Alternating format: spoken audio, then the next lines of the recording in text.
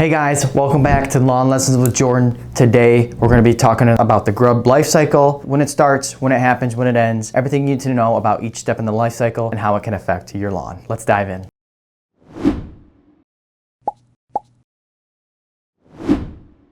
With grubs, basically has a 4-stage life cycle. We're going to start with our egg stage. Clearly the egg happens from when adults breed, and adults are going to be laying eggs mid to late summer in your lawn. It is very ironic because the adult grubs are going to lay eggs. They're looking for a nice, moist, well taken care of lawn. It's ironic because that's what we take pride in. They aren't really targeting dry lawns that aren't taken care of. They want the best environment for those eggs to survive. They can lay anywhere from 20 to 60 eggs right at or just below the surface there. After a couple weeks, when the grubs lay those eggs, let's say this is usually early fall, mid to late September, depending of course on time frames. From there, the eggs will hatch into larvae. So the larvae also have, they're called instars, or 4 different sizes of their larvae stage. The first instar, very small, to the large instar. This is actually the worst part because this is when they're going to be damaging the lawn, especially those new ones feeding. They're going to be really damaging the lawn. They're going to be eating the roots, taking up as much as they can to grow into their next stage. Because they are feeding on that lawn, they are cutting off all the water and nutrient uptake to your lawn. That is often why you can pull it up like a piece of carpet because it's not connected anymore, therefore it's not getting any nutrients, any oxygen, any water, and it begins to turn brown. We have our grass roots kind of right here. We have the soil layer, thatch layer. See, these grubs are kind of right in this soil layer right here. This is where they're all going to be,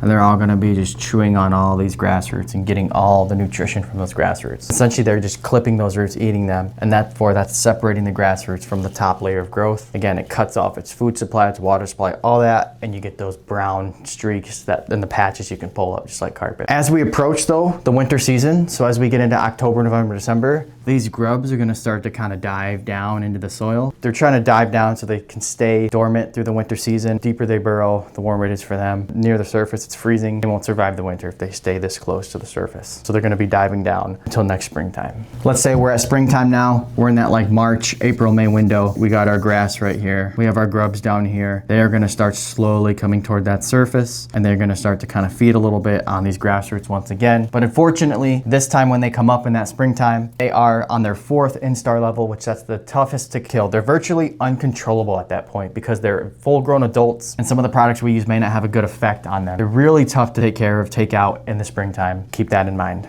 And once they get to that 4th instar, they're going to be going into their pupa stage. They're going to start to kind of develop into that pupa, and then let's say early summer, late summer, it depends on, of course, the type of grub and the environment we have that season. These pupas are going to turn into these adult, you're talking June beetles, Japanese beetles, your European chafers. Those are some of the main ones we see in Michigan. There's the Oriental beetle as well. That's kind of starting to come up here. But there's usually a couple of different types of beetles. For about 2 to 3 weeks, these beetles are going to go crazy. They're going to mate. The whole life cycle is going to start over, and then they're going to find that nice patch of grass that looks really good, those eggs, and lay those eggs. Here is the cycle in real time, right? In the spring, we have these grubs coming up to feed. Again, they're in that 4th instar. We have them going from this 4th instar to the pupa to the adult. And then late summer, we have the adult laying those eggs. And then in the fall, we have those eggs hatching into the larvae. And then into the late fall, early winter, we have these grubs that are going to begin to dive down, go dormant until spring. And that cycle will just repeat itself. We have our late summer and fall time frame as being that critical damage period that they can do massive amounts of damage on your lawn. You're going to have to spend the most money to not only cure them, but of course, replant that grass seed. They're going to be eating that grass. They're going to be taking out those roots and destroy lawns in just a few short weeks. To combat that, there's 2 different things we can do. Number 1, best thing you can do for your lawn is to get a grub. We call it a preventative. And how this product works, so it's not going to stop grubs themselves from hatching. What it's going to do is once you got all these granulars going into this grass, you're going to be going into that root layer. What they're going to be doing is they're going to be coating those roots. Coating those roots in a product that when the grubs start to feed, it's going to mess with their nervous system. They're eventually going to overgorge themselves and go away. And so that's the most effective way because the grubs are, no matter what, when they're going to hatch, they're going to feed like crazy in that 1st instar period. And that's also the easiest time to get rid of them is that 1st instar period. And so once we get the preventative down, safe for that season. You need this as a yearly application. You want to make sure you get proper timing, and you really want to make sure that you get the granular. You want to get that watered in very nicely to that soil layer so you are protected for that season. Let's say you have grubs. You missed a preventative, you have grubs. They're eating the lawn. What do we do? That is when we do something called a curative application. That's going to be a 1-time, sometimes a 2-time application. that's just gonna take care of those grubs. It's a very quick release and quick action product. Most of them are granular. You're gonna apply it to your grass, to your damaged areas. You wanna water this in within the first hour.